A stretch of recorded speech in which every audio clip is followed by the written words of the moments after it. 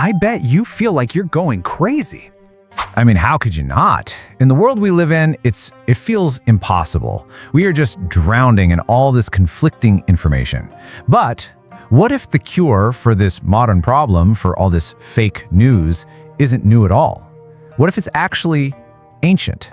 You know exactly what I'm talking about. You open your phone, you're just scrolling, and one headline says X, and then another one says the exact opposite. One says something is a proven fact. You switch apps and boom, another article just as confident says the complete opposite is the fact. Your feed, it's like a war zone of conflicting truths. And so the logical part of your brain just starts screaming, right? Okay, one of them has to be lying. One of them must be crazy, right? It's just the only conclusion that makes sense. But what if it isn't? To really get what's going on here, we actually need to take a step back, like way back, to an ancient story, a parable, about an elephant that, believe it or not, explains pretty much everything about our modern world. So the setup is really simple. You've got this king, and he brings a huge elephant into a village. But the men in this village, they've been blind since birth. They've never seen an elephant, or anything for that matter. And the king just asks them, touch this thing, and tell me, what is an elephant? Okay, so the first man steps forward, kind of cautiously. He reaches out his hands, and they find the elephant's long, muscular trunk. And he just jumps back in terror. To him, based on the only evidence he has, what he can feel, this thing is, without a doubt, a giant, dangerous python. That's his reality. That's his truth. But then, the second man steps up. He touches something totally different, the elephant's wide, flat ear. And right after him, the third man moves in and grabs onto its thick, sturdy leg. So the second guy just laughs, right? He says, "A snake? Are you crazy? It's obviously a giant fan." And the third guy shouts over both of them, "You're both nuts. It's a tree trunk." And here's the thing.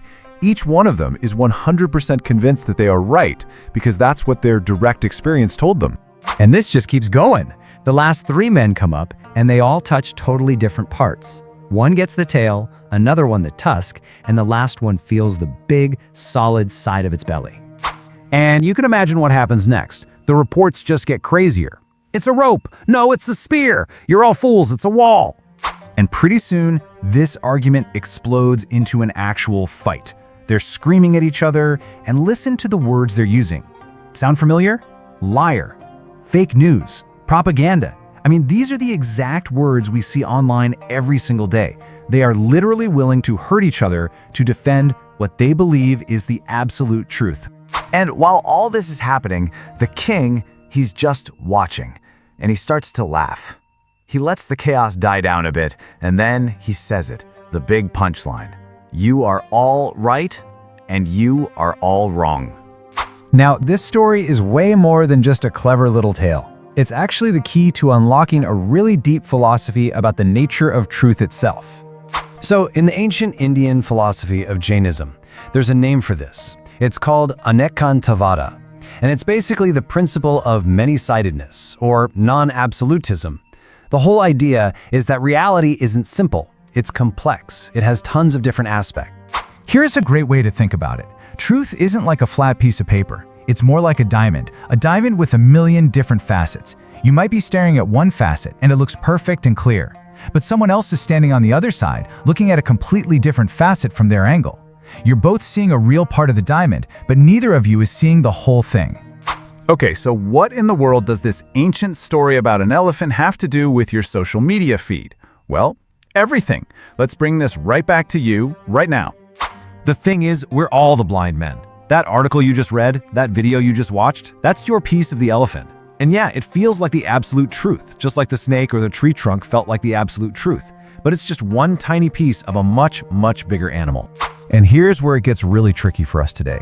Our technology, our algorithms, they're basically designed to reinforce this blindness.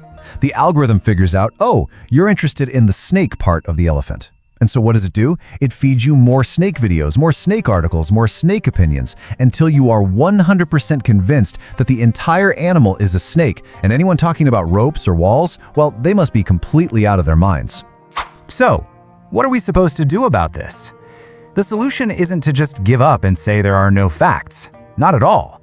It's about a huge mental shift in how we even approach the idea of truth. The cure, the ancient cure, is a discipline. It's called intellectual humility. And it's really just the active practice of remembering that whatever you're seeing, no matter how true, how obvious it feels, is probably just one facet of that diamond. It's the discipline of knowing that your partial truth is not the absolute truth. So what does that actually look like? It's the ability to say something like, look, from where I'm standing, based on everything I'm touching, this really feels like a snake. I get that. But then you add, I also have to acknowledge that from where you're standing, you might be holding a rope. You see? You don't have to agree with them, but you do have to acknowledge that their piece of the elephant is real too. So the next time you feel that fire in your gut, that absolute certainty, that rage at someone online for being so incredibly wrong, just for a second, pause and ask yourself this one question. Are you really fighting for the truth? With a capital T? Or are you just fighting to prove that your tiny piece of the elephant is the whole animal? Subscribe for daily wisdom.